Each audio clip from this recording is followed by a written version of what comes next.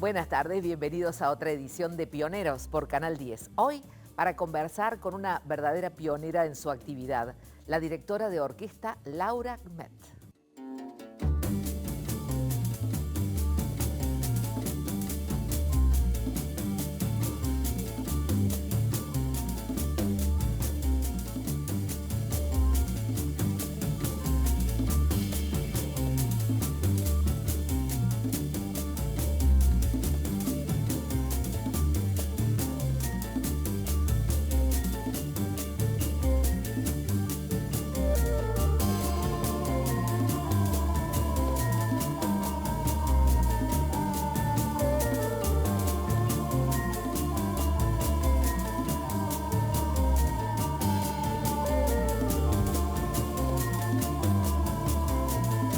Un largo camino recorrido por esta muchacha con la que vamos a conversar hoy, porque Laura Kmet no nació directora de orquesta. Ella nos va a contar de dónde viene esta historia, que tiene ya muchos años y hoy una enorme proyección internacional. Bienvenida, Laura, ¿cómo estás? Muy bien, muchas gracias, Rebeca, por convocarme. Al contrario, al contrario. Digo muchos años porque, bueno, hiciste todos los pinitos para llegar a ese momento. Es decir, niños cantores, la dirección de coros y después ya saber que podías con la orquesta. Contanos un poco la evolución de esa vocación. Bueno, realmente sí, como vos decís, ha sido toda mi vida con la música. Desde muy pequeña empecé primero con el piano a los 4 años, después en la escuela de niños cantores. ¿Había músicos en la familia? Mi papá tocaba el piano sin haber estudiado nunca, teníamos el piano en casa. Mi mamá había ido al conservatorio, pero no la veía tocar a mi mamá, y mi papá agarraba cualquier instrumento, siempre había música en mi casa, se escuchaba de todo. ¿Música clásica? De todo, De de todo. todo. Yo me acuerdo que cuando era chica escuchaba el tango que escuchaba mi papá, me parecía espantoso, decía nunca me va a gustar esa música, y bueno, después el tiempo dijo lo contrario. Se escuchaba de todo, pero siempre fue una familia en donde había guitarreadas, había cantos, había de todo un poco. Así todo, yo fui la única de mis 5 hermanos que me dediqué a la música. Empecé con los coros, empecé dirigiendo coros, ingresé a la facultad a estudiar composición musical. Es decir, yo sabía que mi vocación estaba en la música, pero no específicamente en la dirección orquestal. Yo primero quería la dirección coral. Y comencé con eso, y después cuando descubrí el mundo de los instrumentos ya me fascinó y dije, bueno, ¿por qué no la dirección orquestal? ¿Y dónde se estudiaba? Bueno, en ese momento, cuando yo decido estudiar en Córdoba, no está la carrera, no existe la carrera de dirección orquestal en Córdoba. Entonces, yo en ese momento, la verdad, consulté a algunos maestros y me dijeron, no pierdas el tiempo estudiando dirección orquestal, porque no tiene salida laboral para una mujer. O sea, te desalentaron. Sí. Entonces yo decidí estudiar composición musical, que era la carrera que había acá en Córdoba. Y comencé a trabajar a mis 17 años, por primera vez dirigí en un escenario coros, entonces comencé con los coros, porque era como lo usual.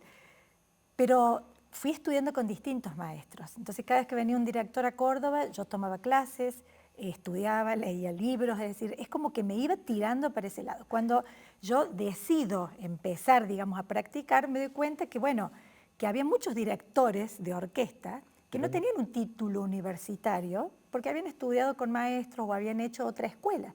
Entonces yo dije, bueno, ¿por qué no hacerlo de esa manera? Pero el punto era, ¿dónde encontrabas la orquesta que te pudiera albergar? Bueno, no. Es el gran tema. Claro, no había muchas orquestas, pero eso sí fue una oportunidad que se me dio en el Conservatorio de Córdoba, y que me la dio el que era en ese momento el director del conservatorio, que era Oscar Gieco. Yo era profesora del conservatorio de distintas materias y dirigía coros. Y daba una materia en la universidad ya que se llama Instrumentación y Orquestación, que es muy específica de esto. Entonces me acuerdo que él me dijo, Laura, se abre una vacante para director de orquesta, en el conservatorio. ¿Por qué no te anotas? Y yo dije, pero yo dirijo coros. Me dice, pero vos perfectamente podés dirigir orquesta, me dice, con todo lo que sabes.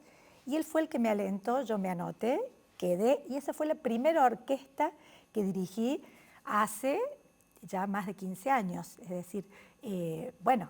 Y ahí ya se te abrió el panorama sobre este trabajo. Bueno, sí, a ver. Sí. en realidad a mí dirigir la dirección musical me gustó siempre. Y la verdad que lo hice desde muy joven y yo me he dado cuenta que, digamos, que yo en los grupos en los que intervenía podía aportar algo, podía darles mi impronta musical, personal. Entonces, en cierta medida yo cuando me paré por primera vez, que era una orquesta de cuerdas en la primera vez, me sentía extraña porque era otro instrumento, no era el coro, era otro instrumento, pero las técnicas yo las podía trasladar, las había estudiado, no es que lo improvisé, sabía mucho de los instrumentos, entonces cada vez que yo iba avanzando en un grupo distinto de instrumentos me daba cuenta de la diferencia, pero es como que la esencia era la misma. Te quiero preguntar algo. ¿Las señas que el director hace son universales?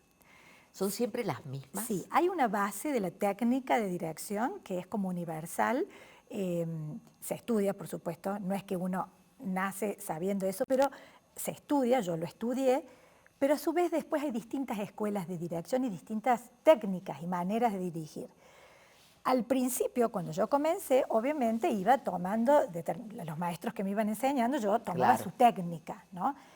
Pero después también me fui dando cuenta con el tiempo que había cosas que a mí me resultaban y otras que no, por mi forma de ser, por mi forma de pedir las cosas, por mi forma de comunicarme con los músicos. Entonces, yo fui armando también una propia técnica, Tu personalidad. mi personalidad musical, por así decirlo, en función de lo que yo voy queriendo lograr.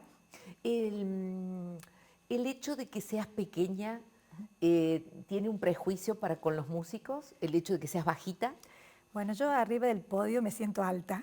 Bien. Me siento alta, me siento liviana, me siento que Etérea. todos me pueden ver, me siento bárbara. ¿Por qué? Porque siento que es el lugar en donde puedo hacer mi arte, que básicamente es canalizar esas energías para que algo funcione. Es decir, es un lugar en el que yo me siento muy cómoda, la Te verdad. estoy preguntando solamente desde el sentido común y la ignorancia, No, porque pero no es que tengo es idea real, cómo es es que es ese real, tema. es real porque de hecho algunos maestros me dijeron, vos no, Es muy pequeña usted. vos sos muy bajita, vos tenés brazos muy cortos.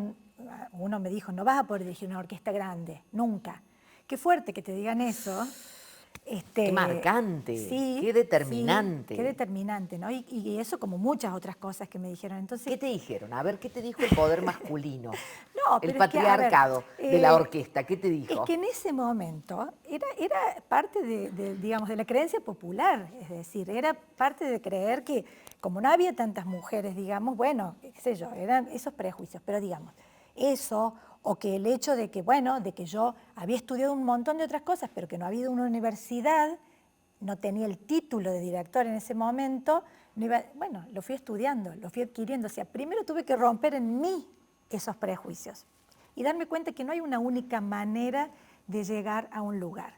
¿Es tan difícil como en otros puestos el tema de la cerrazón del patriarcado respecto de lo que sería la autoridad femenina? Y sí, porque además es un lugar, es como el último lugar de poder, ¿no es cierto? Entonces es un lugar de poder. Entonces, digamos, de hecho la historia indica que las mujeres directoras de orquesta han accedido recientemente a esos lugares en las orquestas más profesionales. ¿De cuántos años estamos hablando? En realidad hay casos aislados, como por ejemplo en la película Antonia Bricco, ¿no? Que se hizo muy conocida, la directora de orquesta, hay casos aislados, pero son un porcentaje tan mínimo en la historia de la música, el 1%, el 2% de directoras que han accedido como a lugares. Recién, digamos, actualmente nosotros tenemos a Marina Slop, que es una directora que es la que ha como hecho la punta, digamos, en acceder a poder dirigir orquestas muy, muy, muy profesionales. Pero si nosotros vemos las estadísticas, es mínimo. Es muy bajito. Es muy bajito. ¿Y con quiénes te encontrás en el foro de mujeres directoras? Bueno, eso es un descubrimiento maravilloso que hago hace unos años, hace 6, 7 años. Me encontré con directoras de todo el mundo, de generaciones, digamos, anteriores a la mía, que la vienen peleando también de manera muy solitaria.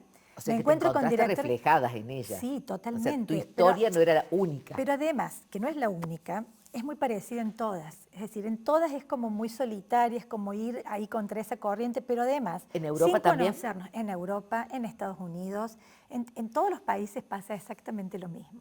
Entonces, lo primero es no conocer que hay, porque durante mucho tiempo yo hice pensando, uy, no hay. No, sí hay. Sí hay. Sí pero hay, están lo que muy pasa es que no se invisibilizadas. veían. Lo que pasa es que no accedían a lugares, digamos, tan prestigiosos, ¿no? Es como que había ¿Por en qué orquesta... pensás vos? Porque la música es una. Se Sí, estudia, se lee, se interpreta. ¿Era como prejuicio puro para decir no lo vas a poder hacer, como te dijo ese director? sí, hace 30 años sí, hace Hace 30 30 años sí. años. Hace 10 años la cuestión está cambiando, los mismos maestros reconocen excelentes discípulas y excelentes alumnas y las alientan. Entonces, eso está cambiando, lo estamos cambiando entre todos, pero todavía falta que, digamos, bueno, haya más directoras al frente de organismos bien profesionales, porque Claro. capacidad hay Hay. Y deseo también. y deseo Hagamos una muchísimo. pequeña pausa. Está Laura Kmet, es la pionera de hoy, directora de orquesta en Argentina. Ella nos va a contar de sus viajes recientes al exterior, dirigiendo justamente.